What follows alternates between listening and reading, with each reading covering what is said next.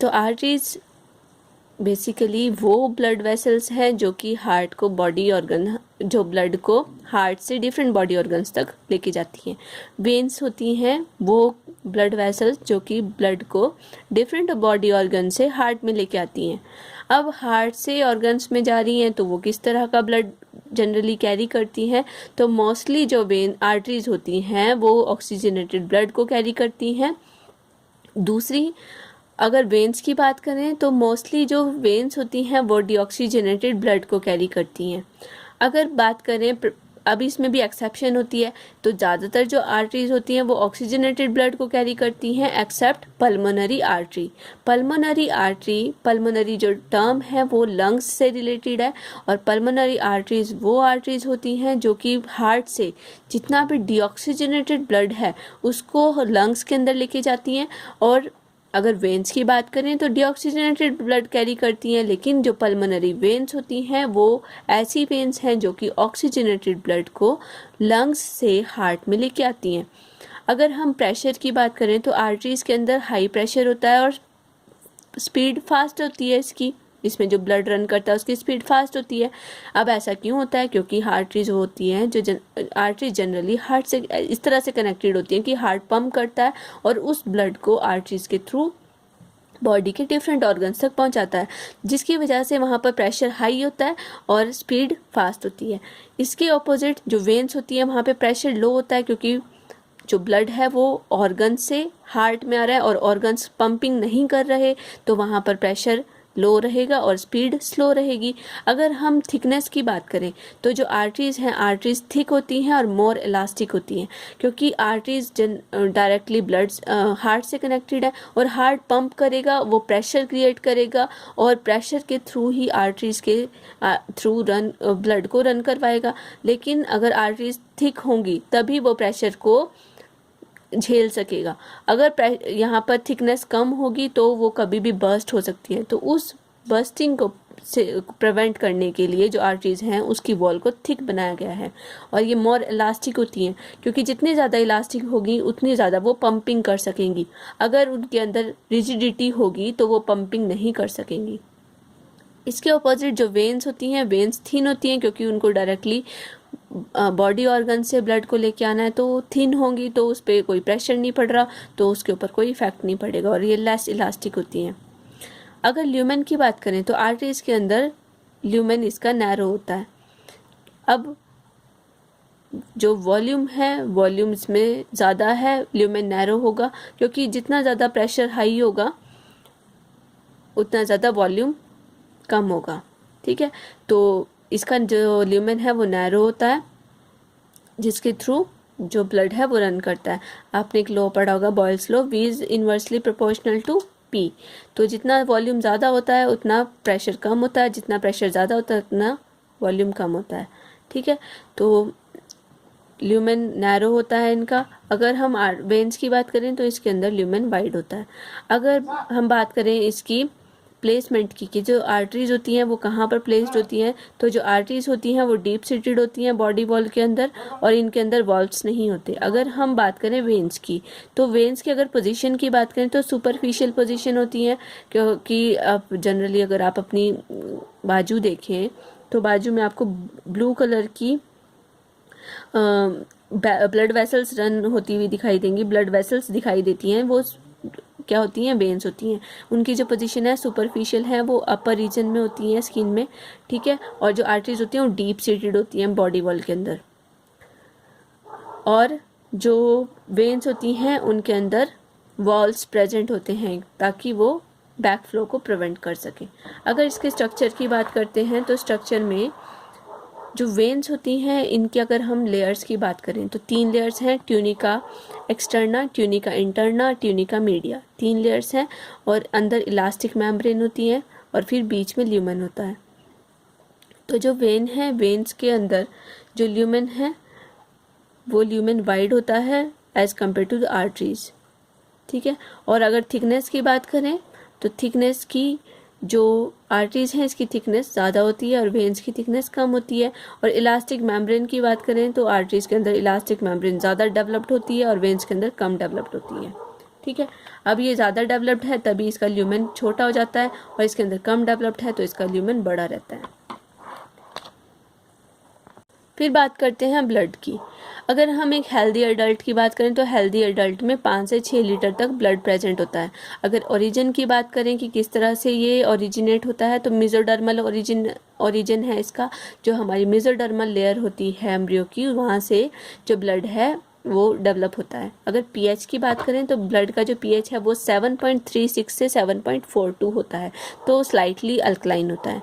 अगर कलर की बात करें तो ब्लड है वो रेड वेस्कुलर कनेक्टिव टिश्यू होता है, जिसके अंदर कैरियर मॉलिक्यूल्स होते हैं जैसे कि हीमोग्लोबिन, हीमोसाइनिन, प्लाज्मा प्रोटीन्स, और इसके अलावा ये लार्ज अमाउंट में न्यूट्रिएंट्स को, रेस्पिरेटरी गैसेस को, हार्मोन्स को, और जितने भी हमारी इवन हीट को भी, वाटर मॉलिक्यूल्स हैं जो हमारे आयंस हैं, उनको भी कंडक्ट करने का काम करता है। अगर हम इसकी कंपोनेंट्स की बात करें तो जनरली ब्लड के 2 कंपोनेंट्स होते हैं, एक है प्लाज्मा, दूसरा है फॉर्म्ड एलिमेंट्स। तो एक तो प्लाज्मा हो गया, दूसरे फॉर्म्ड एलिमेंट्स में ये तीनों चीज़ें आ जाती हैं, आरबीसी, डब्ल्यूबीसी और प्लेटलेट्स। अगर हम कंपोजिशन में परसेंटेज की बात करें तो प्लाज्मा की परसेंटेज होती है 55% और फॉर्म्ड एलिमेंट होते हैं 45%। तो फॉर्म्ड एलिमेंट में हमारे डब्ल्यूबीसीज, आरबीसीज और प्लेटलेट्स आ जाती हैं। अगर हम बात करें प्लाज्मा की, तो प्लाज्मा क्या है, लिक्विड कंपोनेंट होता है ब्लड का, जिसके अंदर आरबीसी, डब्ल्यूबीसी, प्लेटलेट्स सस्पेंडेड होती हैं। अगर कंपोजिशन की बात करते हैं तो इसके अंदर 90% वाटर प्रेजेंट होता है। इसके अलावा इसमें प्रोटीन्स प्रेजेंट होती हैं, डिजॉल्व्ड सॉल्ट्स प्रेजेंट होते हैं, और सबसे ज़्यादा जो मेजर प्रोटीन इसमें प्रेजेंट होती है वो होती है एल्ब्यूमिन। इसके अलावा इसमें एंटीबॉडीज़ और क्लॉटिंग फैक्टर्स प्रेजेंट होते हैं, और ये इसका मेन फंक्शन है रिजर्वायर का, और ये क्या करता है, ब्लड वेसल्स को कोलैप्स होने से प्रिवेंट करके रखता है, और साथ साथ ये गैसेस एक्सचेंज में भी हेल्पफुल होता है। इससे पहले हमने जो चैप्टर पढ़ा था breathing of exchange and gases, उसके अंदर हमने प्लाज्मा के थ्रू कंडक्शन की बात की थी कि ऑक्सीजन को भी और कार्बन डाइऑक्साइड को भी कंडक्ट करने में प्लाज्मा इंपॉर्टेंट रोल प्ले करता है। फिर बात करते हैं आरबीसी की। जो आरबीसीज है वो है रेड ब्लड कॉर्पसेल्स। इनके अंदर हीमोग्लोबिन होता है, जिसकी वजह से इसका कलर रेड होता है, और ये गैसेस के ट्रांसपोर्टेशन में हेल्पफुल होता है। अब अगर हम बात करें कि आरबीसी की में अगर आरबीसी का काउंट अगर कम हो जाए तो उस कंडीशन को एनीमिया बोलते हैं, और अगर आरबीसी का काउंट ज़्यादा हो जाए, बहुत ज़्यादा हो जाए, तो उसे पॉलीसिथीमिया बोलते हैं। अगर आरबीसी का काउंट कम हो जाए ब्लड के अंदर तो उस टाइम पे क्या होगा, एनीमिक कंडीशन आ जाएगी, और उस टाइम पे बॉडी को ऑक्सीजन की सप्लाई कम मिलेगी, क्योंकि हीमोग्लोबिन ही क्या करता है, ऑक्सीजन के साथ कंबाइन करके उसको ट्रांसपोर्ट करने में हेल्पफुल होता है। और अगर एचबी कम है, आरबीसीज कम है, तो उस टाइम पे ऑक्सीजन की सप्लाई पूरी नहीं होती और बॉडी वीक हो जाती है और फटीगनेस होनी शुरू हो जाती है, इंसान जल्दी थकना शुरू हो जाता है। अगर हम बात करें कि आरबीसी का काउंट अगर ज़्यादा हाई हो जाता है तो उस टाइम पे पॉलीसिथीमिया कंडीशन हो जाती है, जिसकी वजह से ब्लड के अंदर क्लॉट्स बन जाते हैं, क्लॉटिंग हो जाती है, जिसकी वजह से हार्ट अटैक और स्ट्रोक्स आने की कंडीशन आ जाती है। फिर हम बात करते हैं डब्ल्यूबीसीज की। डब्ल्यूबीसीज को ल्यूकोसाइट्स भी बोलते हैं, और ये बॉडी को डिफरेंट इन्फेक्शन से बचाने का काम करती है, तो एक तरह से सोल्जर्स ऑफ द बॉडी बोला जाता है। इसके साथ साथ एक छोटी सी बात कि जो ऑक्सीजनेटेड ब्लड होता है, जिस ब्लड के अंदर ऑक्सीजन होती है वो ब्राइट रेड कलर का होता है, और जो डीऑक्सीजनेटेड ब्लड होता है वो पर्पलिश रेड कलर का होता है। और अगर आप बुक में देखें तो बुक्स के अंदर जो ऑक्सीजनेटेड ब्लड है उसको रेड कलर से मेंशन किया जाता है, और डीऑक्सीजनेटेड ब्लड को ब्लू कलर से मेंशन किया जाता है, लेकिन उसका जो कलर है वो पर्पलिश रेड होता है, लेकिन उसकी जो टिंज है वो थोड़ी ब्लूइश सी आती है, इसलिए उसको ब्लू कलर से मेंशन किया जाता है। तो हम डब्ल्यूबीसीज की बात कर रहे थे, डब्ल्यूबीसीज को सोल्जर्स ऑफ द बॉडी बोला जाता है। अगर कंपोनेंट्स की बात करें डब्ल्यूबीसीज में, तो डब्ल्यूबीसीज में ग्रैनुलोसाइट्स होते हैं, एक ग्रैनुलोसाइट्स होते हैं। जो ग्रैनुलोसाइट्स होते हैं वो स्मॉल ग्रैन्यूल्स की फॉर्म में प्रोटीन प्रेजेंट होती हैं, और एक ग्रैनुलोसाइट्स इस तरह की सेल्स होती हैं जिनके अंदर वो छोटी छोटी ग्रैन्यूल्स कंटेनिंग प्रोटीन्स नहीं होती। ग्रैनुलोसाइट्स फर्दर 3 तरह के हैं, बेसोफिल्स, इसिनोफिल्स और न्यूट्रोफिल्स। बेसोफिल्स होते हैं जो बेसिक डाई से डाई हो जाते हैं, बेसिक जो डाई होती है वो चढ़ जाती है इनके ऊपर इसिनोफिल्स एसिडिक डाई से और न्यूट्रोफिल्स दोनों तरह की डाई से कलर्ड हो जाते हैं।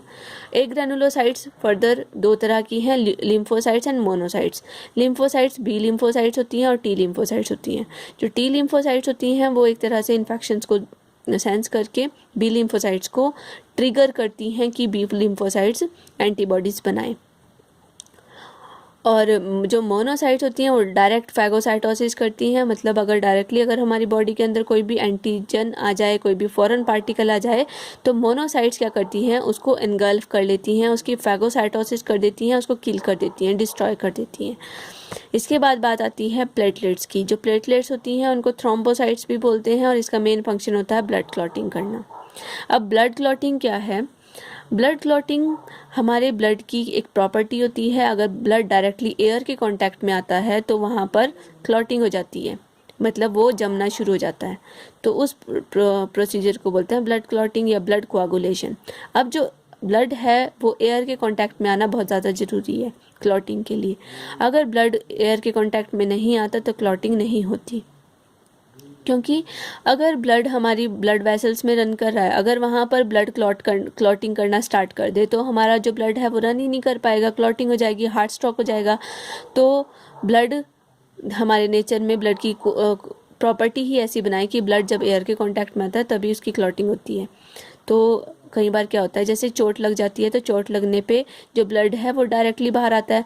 तो अगर वहाँ पे क्लॉटिंग नहीं होगी, कोआगुलेशन नहीं होगी, तो ब्लड लगातार बाहर आता रहेगा। तो उस बहाव को प्रिवेंट करने के लिए क्या किया गया नेचर में, ब्लड में कुछ ऐसे फैक्टर्स बनाए गए जिसकी वजह से ब्लड क्लॉटिंग हो जाए ताकि ब्लड बाहर ना आए, वो क्लॉग जैसा बन जाता है।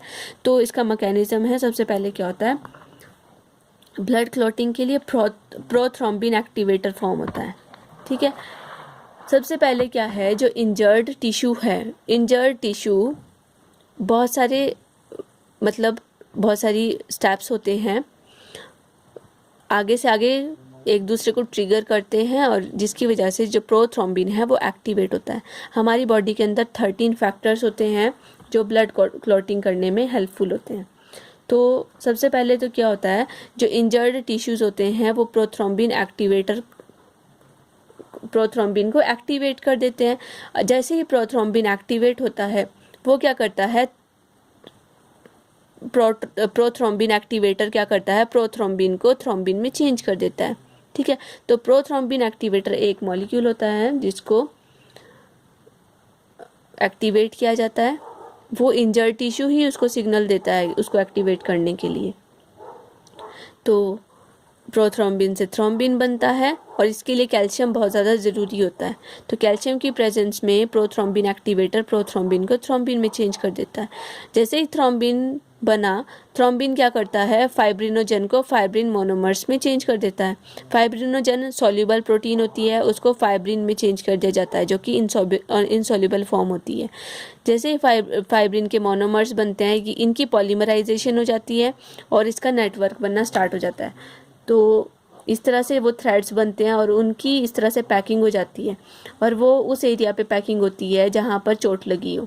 ठीक है, तो वहाँ पर जो चोट है वो चोट के ऊपर ये क्लॉग बन जाता है, क्लॉटिंग हो जाती है और वहाँ से जो खून है उसका बहना बंद हो जाता है। इसके बाद बात आती है ब्लड ग्रुप्स की। ब्लड ग्रुप्स 3 तरह के होते हैं, ABO। इस चीज़ को एक्सप्लेन किया था लैंडस्टीनर ने। अब जो ब्लड ग्रुप है 4 होते हैं, 3 तरह के ब्लड ग्रुप्स को लैंडस्टीनर ने एक्सप्लेन किया था। जो चौथा ब्लड ग्रुप है AB, इसको एक्सप्लेन किया था डी कैस्टेला एंड स्टर्ली ने। ठीक है, तो 4 मेन ब्लड ग्रुप होते हैं AB, ABO। जो 3 जीन्स होते हैं वो रिस्पॉन्सिबल होते हैं ब्लड ग्रुपिंग के लिए। ये 3 जीन्स कौन कौन से हैं, IA, IB, IO। ठीक है, ये 3 जीन्स ब्लड ग्रुपिंग के लिए रिस्पॉन्सिबल होते हैं। इन्हीं के कॉम्बिनेशन से ब्लड बनता है हमारी बॉडी के अंदर। अब हमें पता है जीन्स क्या होते हैं। जीन्स DNA के वो सेगमेंट्स होते हैं जो कि एक पर्टिकुलर कैरेक्टर के लिए रिस्पॉन्सिबल होते हैं। तो हमारे ब्लड को फॉर्म करने के लिए 3 जीन्स रिस्पॉन्सिबल होते हैं।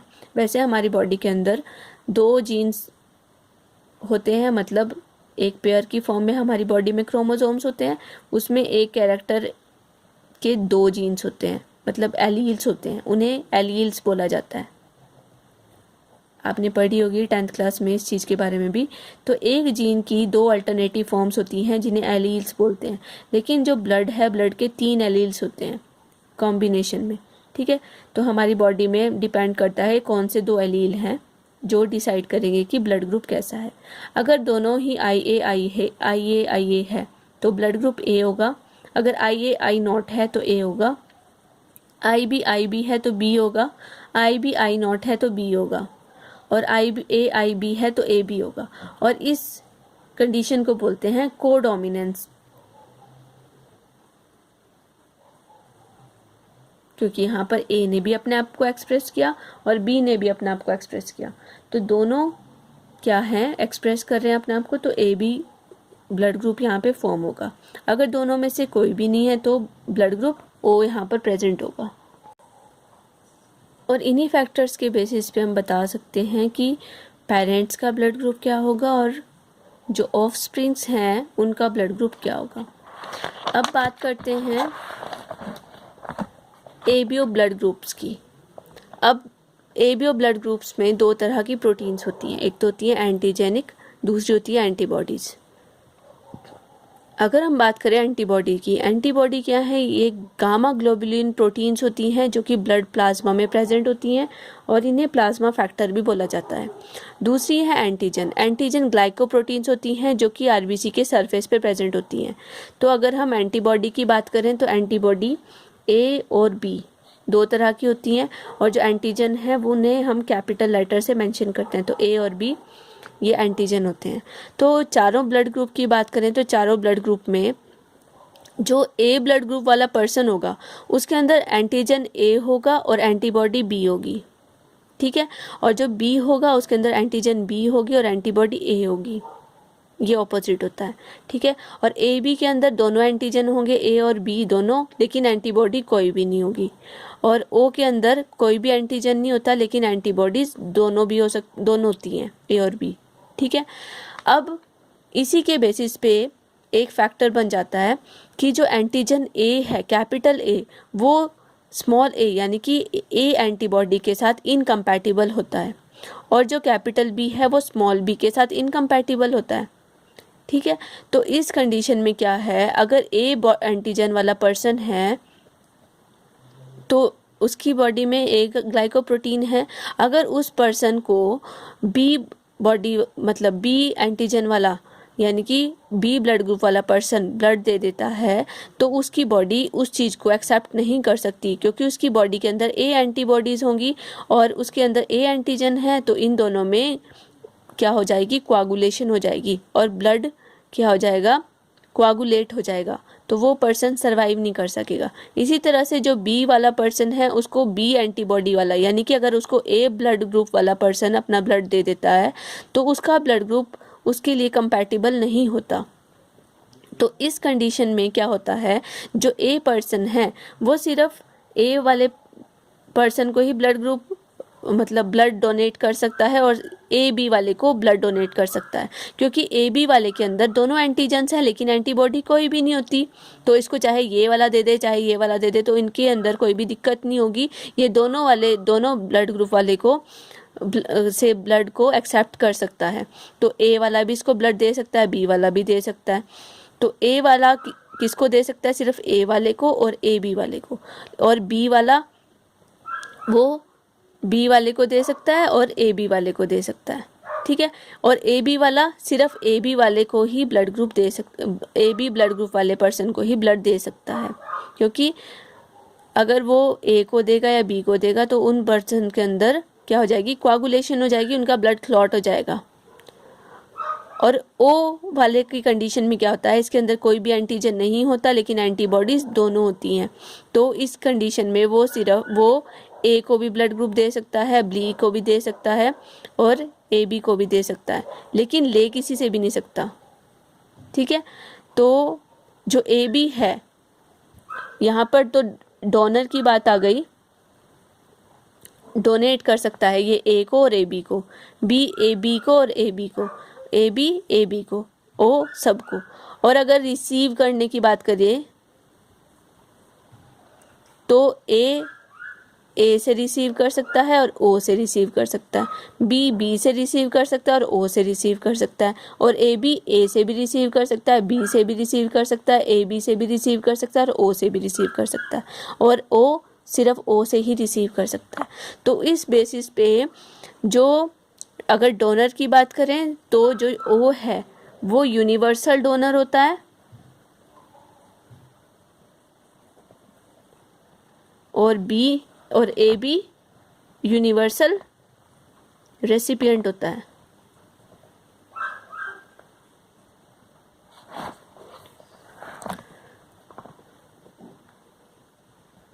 मतलब ये दोनों सब से ही ब्लड ले सकता है। अब ये तो आ गई अगर सिर्फ ब्लड ग्रुप, सिंपल अगर ब्लड ग्रुप की बात करें उसकी बात आ गई। इसके अलावा हमारी बॉडी के अंदर अब बात करते हैं पॉजिटिव या नेगेटिव की, RH की हमारा ब्लड ग्रुप पॉजिटिव है या नेगेटिव है, वो डिपेंड करता है RH फैक्टर के बेसिस पे। अब RH फैक्टर है, इसको सबसे पहले रीसस मंकी के अंदर देखा गया था, वहाँ से इसको एक्सट्रैक्ट किया गया था, तो उसके बेसिस पे इसे बोलते हैं RH फैक्टर। तो ये भी एक तरह की प्रोटीन होती है, अगर ये प्रेजेंट है तो वो पर्सन पॉजिटिव होगा और नहीं है तो नेगेटिव होगा। ठीक है, तो अगर डोनेट करने की बात करें तो ओ नेगेटिव यूनिवर्सल डोनर होता है। ठीक है, वो सबको ब्लड दे सकता है। तो जिनके अंदर RH पॉजिटिव है वो RH मतलब पॉजिटिव होंगे, और जिसके अंदर वो नहीं है वो RH नेगेटिव होंगे। और रिसस मंकी के अंदर इसको सबसे पहले देखा गया था, इसलिए इसका नाम RH फैक्टर पड़ा। इसका मतलब कोई भी नेगेटिव इम्पैक्ट नहीं पड़ता, लेकिन ब्लड ट्रांसफ्यूजन के दौरान इसका इफेक्ट पड़ता है। नेगेटिव वाला पॉजिटिव को दे सकता है, लेकिन पॉजिटिव वाला नेगेटिव वाले को नहीं दे सकता, क्योंकि उसके अगेंस्ट उसकी बॉडी में एंटीबॉडीज बन जाएंगी। इसके अलावा एक आता है RH इनकम्पैटिबिलिटी।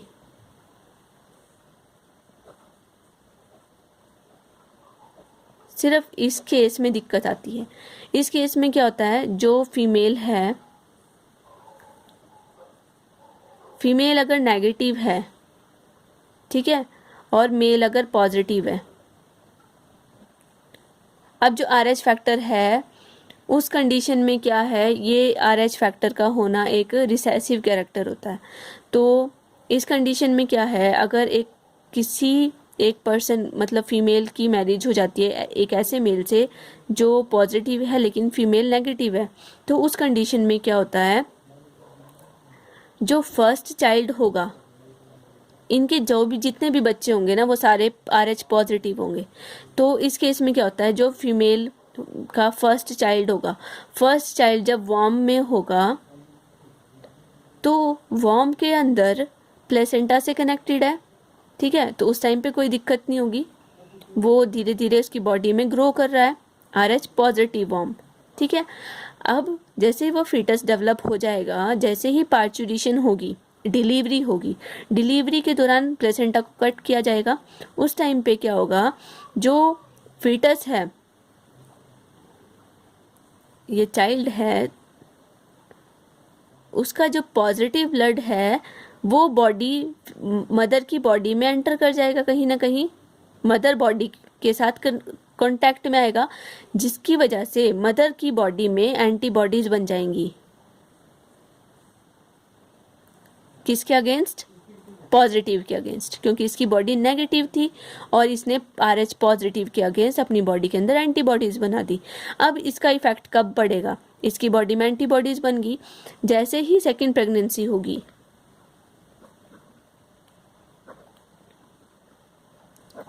सेकेंड प्रेगनेंसी के दौरान अब जो सेकेंड चाइल्ड होगा वो भी पॉजिटिव बनेगा, हमेशा ही पॉजिटिव बनेगा, क्योंकि मेल पॉजिटिव है फीमेल नेगेटिव है, दोनों में से डोमिनेटिंग कैरेक्टर पॉजिटिव वाला है, तो जो सेकंड बेबी होगा वो भी पॉजिटिव होगा। जैसे ही सेकंड बेबी डेवलप होना स्टार्ट करेगा, मदर की जो एंटीबॉडीज होंगी वो इस फीमेल को किल करना स्टार्ट, इस फीमेल के वॉर्म को किल करना स्टार्ट कर देंगी। वैसे तो ये डेवलप ही नहीं हो पाएगा, अगर डेवलप भी होगा और डिलीवरी होगी तो वो बच्चा सर्वाइव नहीं कर पाएगा और सेकेंड चाइल्ड की डेथ हो जाएगी। ठीक है, इस कंडीशन को बोलते हैं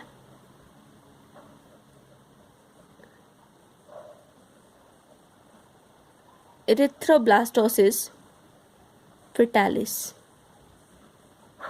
ठीक है, क्योंकि मदर की बॉडी में RH पॉजिटिव के अगेंस्ट एंटीबॉडीज बनी और उसने मदर की बॉडी में सेकंड बेबी को सरवाइव नहीं करने दिया और उसको किल कर दिया, क्योंकि वो उसके लिए एंटीजन है और वो फॉरेन मटेरियल है और उसको वो किल कर देगी, क्योंकि इसकी जो एंटीबॉडीज होंगी वो पॉजिटिव के लिए एंटीबॉडीज बनी है और उसको वो ख़त्म कर देंगी, तो वो सरवाइव नहीं कर पाएगा।